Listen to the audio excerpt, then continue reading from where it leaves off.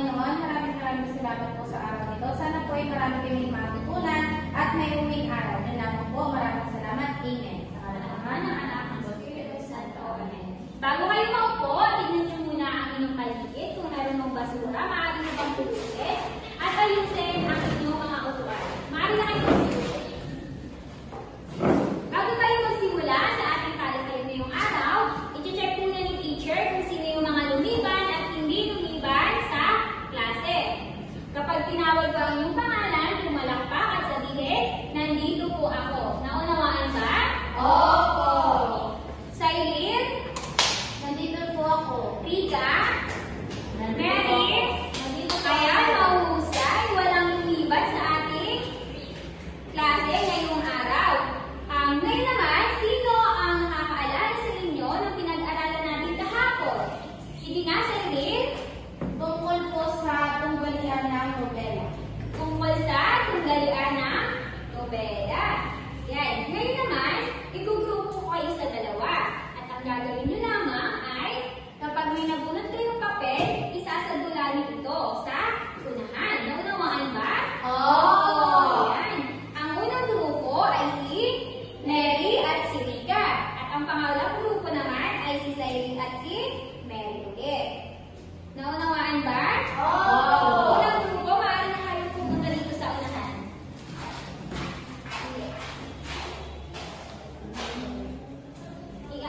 Isasadula